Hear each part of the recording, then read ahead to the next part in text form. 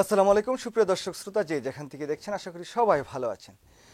বাংলাদেশের সর্ববৃহৎ দল বাংলাদেশের জাতীয়তাবাদী দল বিএনপির ভারপ্রাপ্ত চেয়ারম্যান জনাব তারেক রহমান বাংলাদেশে আসছেন। বেশ কয়েকদিন পর পর লন্ডন থেকে তারেক রহমানের এক একজন উপদেষ্টা বাংলাদেশে আসেন, আর তারা নতুন নতুন বুলি ছড়িয়ে বলেন যে আগামী সপ্তাহে তারেক রহমান বাংলাদেশে আসছেন। এই তো তারেক রহমান চলে আসছেন। তারেক রহমান যখন বাংলাদেশে আসবে, বাংলাদেশের আকাশে বাতাসে আনন্দের ফুলিঙ্গ ছড়িয়ে যাবে, এমন নানা তথ্য কিন্তু তারা সবসময় মিডিয়ার সামনে দিয়ে যাচ্ছেন, বলে যাচ্ছেন। আমার যেই প্রসঙ্গটি আজকে, যে তারেক রহমান আসছে, তবে কবে বা বিএনপি ক্ষমতায় যাওয়ার আগে পরে কখন আসবে তারেক রহমান, এটা বাংলাদেশের সব মানুষেরই প্রশ্ন, কিন্তু আমারও সেই প্রশ্ন। সোজা সাপটা কথা বলে দেই, তারেক রহমান আসবে বাংলাদেশে, তবে বাংলাদেশের জাতীয়তাবাদী দল বিএনপি ক্ষমতায় যাওয়ার পর। ক্ষমতায় যাওয়ার আগে তারেক রহমান বাংলাদেশে আসবে না।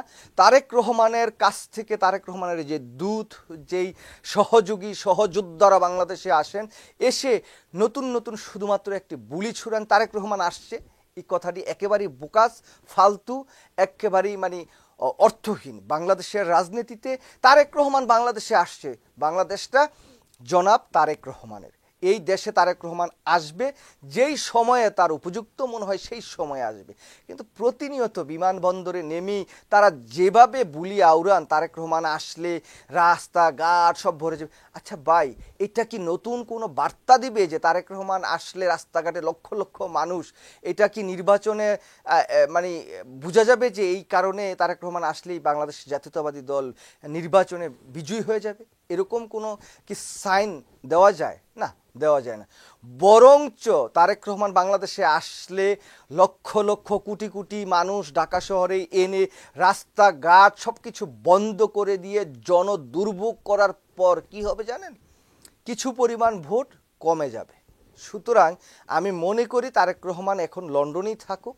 লন্ডনে থেকে আগামী দিনে যদি বাংলাদেশের জাতীয়তাবাদী দল বিএনপি রাষ্ট্র ক্ষমতায় যায়, তাহলে রাষ্ট্রটা কিভাবে ভালোভাবে পরিচালিত করতে পারবেন, এবং তার আশেপাশে যেই সমস্ত দালাল চাটুকার অথবা তাকে তথ্য না দিয়ে অপতথ্য দেওয়ার যে প্রক্রিয়ায় বিভিন্ন জায়গায় যেই লোকগুলো আছেন, যেই লোকগুলো আসলে কাজের না, আকাজের অকর্ম, সেগুলোকে বাদ দিয়ে রাষ্ট্রটাকে কিভাবে মেরামত করে নতুন উদ্যমে বাংলাদেশটিকে সামনের দিকে নিয়ে যাওয়া যায়, সেই কাজগুলো নিয়ে তারেক রহমান যদি এখন মনোযোগ হন, সেটাই সবচেয়ে বেশি তাৎপর্যপূর্ণ এবং সেটি কাজের হবে।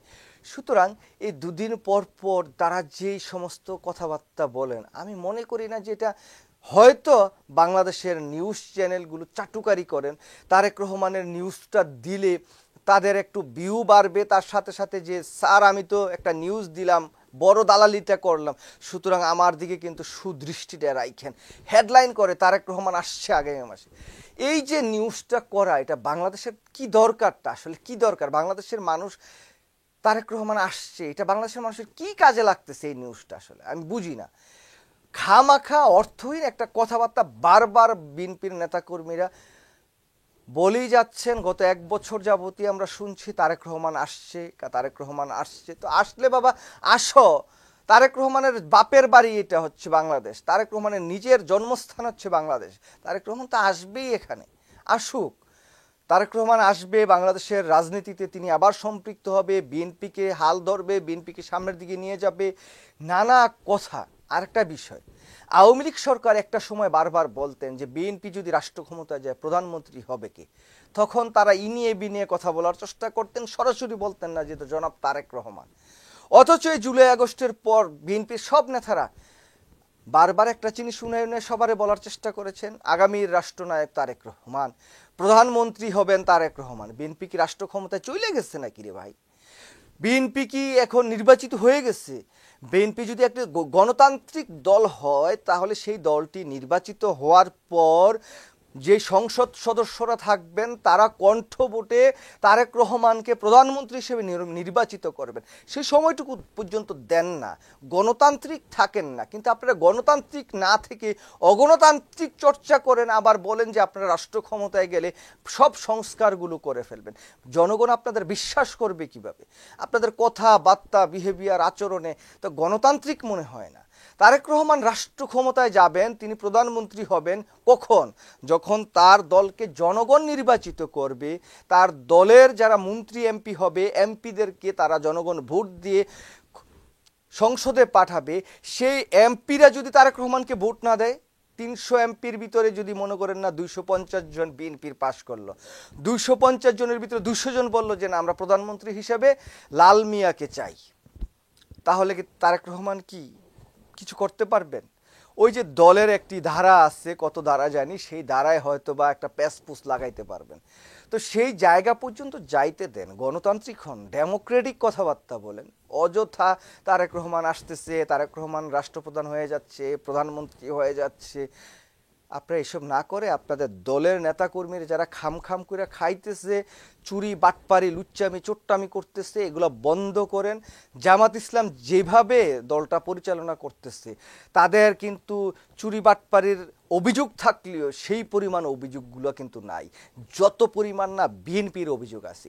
এই জায়গায় আমি একটি কথা বলব যে বিএনপির নেতাকর্মীরা এই যে তেল মারার যে রাজনীতি, তেল মারার যে অপসংস্কৃতি, সেই জায়গা থেকে বের হয়ে আসেন। আপনারা অতি কথন করতেছেন, প্রতিনিয়ত এনসিপি জামাত ইসলামকে নিয়ে কটাক্ষ করতেছেন, কিন্তু নিজেদের যে ভুল, নিজেদের যে দোষগুলো আছে সেগুলো একটু তুলে ধরেন, সেগুলো নিয়ে কাজ করেন, কিভাবে সামনের দিকে এগিয়ে যাওয়া যায়। আমি দৃঢ়ভাবে বিশ্বাস করি যে জনাব তারেক রহমান বাংলাদেশের নির্বাচন না হওয়ার আগে বাংলাদেশে কখনোই বাংলাদেশে আসবেন না, এবং বিএনপি যখন পরিপূর্ণভাবে ক্ষমতায় যাবেন তারপরে হয়তো বা এসে তিনি শপথ টপথ গ্রহণ করতে পারেন।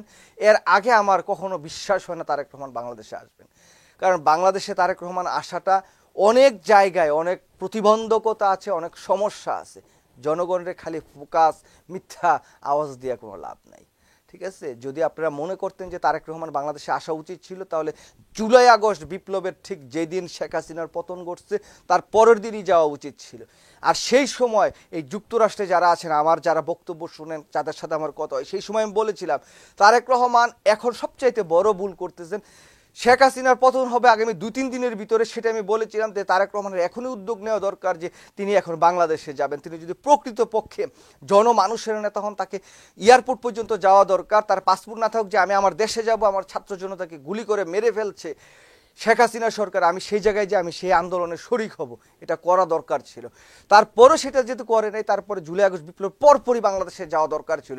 তারপরও যদি সেই সময় যদি বাংলাদেশে তারেক রহমান যেত, বাংলাদেশের প্রেক্ষাপটটা, রাজনীতিটা আজকে সব কিছু অন্যরকম হতো। এনসিপির মতো যে রাজনৈতিক দলটা হয়েছে, সেই রাজনৈতিক দলটার হয়তো প্রতিষ্ঠাতেই হইতো না যদি তারেক রহমান সেই সময় বাংলাদেশে যাইত। কিন্তু সেই সময় যান নাই।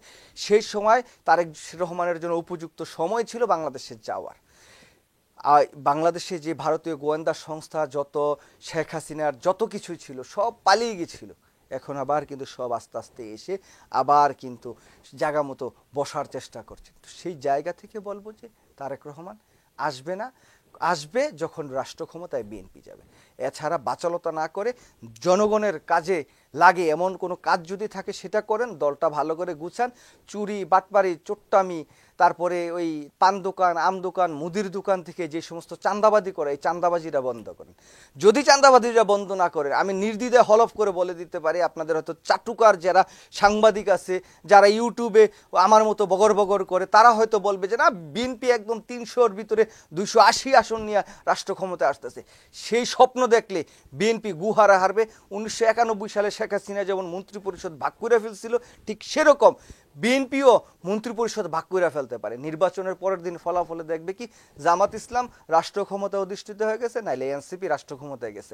বিএনপি হায় হায়, এটা স্থূলকাশ চুপি হয়েছে, নির্বাচন ভালো হয় নাই। সুতরাং ফালতু কথা বাদ দিয়া কাজের কাজ করতে হবে, তা না হইলে ফলাফল কিন্তু বড় একটা জিরো, শূন্য পাওয়া ছাড়া আর কোনো উপায় আমি অন্তত পক্ষভাবে দেখছি না। সবাই ভালো থাকবেন, আল্লাহ হাফেজ, আসসালামু আলাইকুম।